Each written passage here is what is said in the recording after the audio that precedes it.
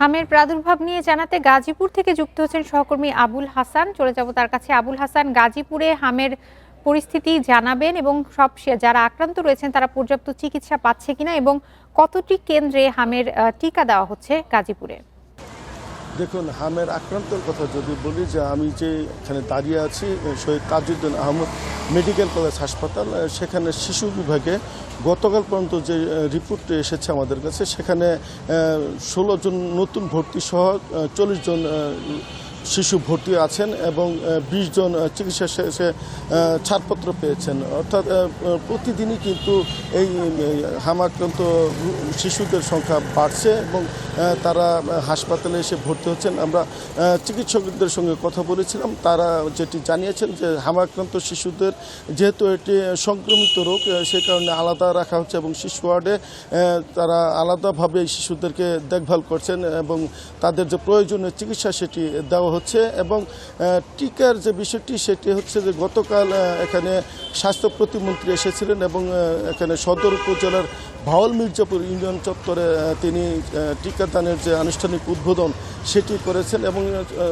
তখন তিনি গণমাধ্যম কর্মীটিকে বলেছেন যে টিকা নিয়ে কোনো ঘাটতি নেই এবং যে প্রয়োজনীয় টিকা সেটি ইউনিসেফ সহ বিভিন্ন আন্তর্জাতিক সহযোগী সংস্থাতে এক্ষেত্রে সহযোগিতা করছে এবং তিনি আশ্বস্ত করছেন যে সরকার এই বিষয়ে অত্যন্ত আন্তরিক এবং যাতে এটি আরও দ্রুত না ছড়ায় সে ব্যাপারে সরকার ব্যবস্থা নিয়েছে এবং প্রয়োজনে যে টিকা সেটি শিশুদেরকে দেওয়া হবে। তবে টিকা কেন্দ্র নিয়ে কিন্তু কিছুটা ধোঁয়াশা সৃষ্টি হয়েছে। আমরা সিভিল সার্জনের সঙ্গে কথা বলে যেটি জেনেছি যে এখানে 28,000 শিশুদেরকে প্রথম ধাপে টিকা দেওয়া হবে এবং সেটি আগামী 15 দিন চলবে। তবে টিকাদান কেন্দ্রগুলোর মধ্যে গাজীপুর সিটি কর্পোরেশন এলাকা এবং বিভিন্ন উপজেলা রয়েছে, তবে কেন্দ্রের সংখ্যা যেটি আছে সেই সংখ্যাটা নিয়ে কিছুটা ধোঁয়াশা আছে এবং যে আগের যে কেন্দ্রগুলোতে সাধারণত টিকা দেওয়া হতো সেই টিকা কেন্দ্রগুলোতে কিন্তু এখানে যারা অভিভাবক আছেন তারা টিকার জন্য যাচ্ছেন, কিন্তু অনেক ক্ষেত্রে সেখানে গিয়ে তারা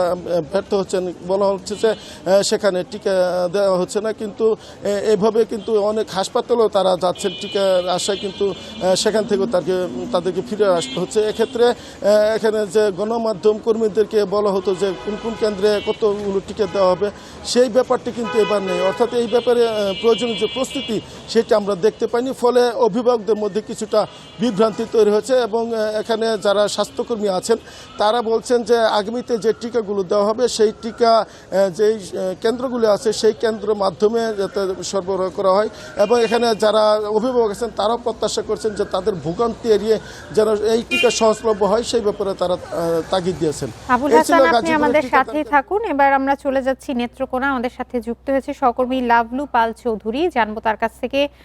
লাভলু পাল চৌধুরী, নেত্রকোনায় হামের পরিস্থিতি কেমন দেখছেন এবং কতটি কেন্দ্রে হামের টিকা দেওয়া হচ্ছে এবং এই পর্যন্ত কতটি শিশুকে টিকা দেওয়া হয়েছে? আমরা কিন্তু এই যে নেত্রকোনার যে সিভিল সার্জন আছেন তার সাথে আমি যখন কথা বলি তিনি কিন্তু জানিয়েছেন যে গত 24 ঘন্টায় হামের উপসর্গ নিয়ে কিন্তু এখানে 12 জন রোগী হাসপাতালে এসেছে, এর মাঝে কিন্তু 6 জন রোগীকে ভর্তি করা হয়েছে। এ পর্যন্ত হাসপাতালে কিন্তু 109 জন হামের উপসর্গ নিয়ে রোগী আসার মধ্যে কিন্তু 44 জন কিন্তু ভর্তি হয়েছিল।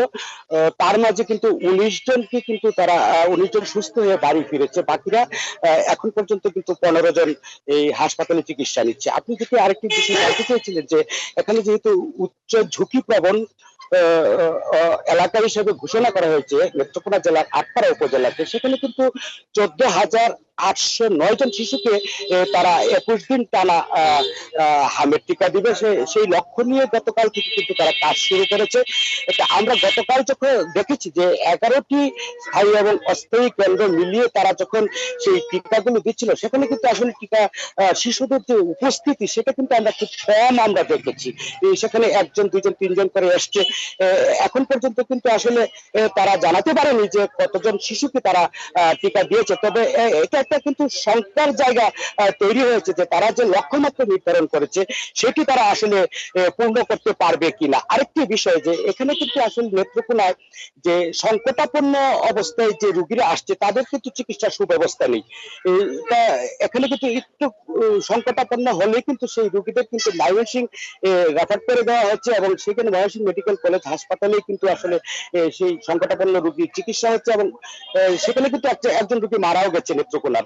তো এই ছিল আসলে নেত্রকোনার যে সার্বিক পরিস্থিতি।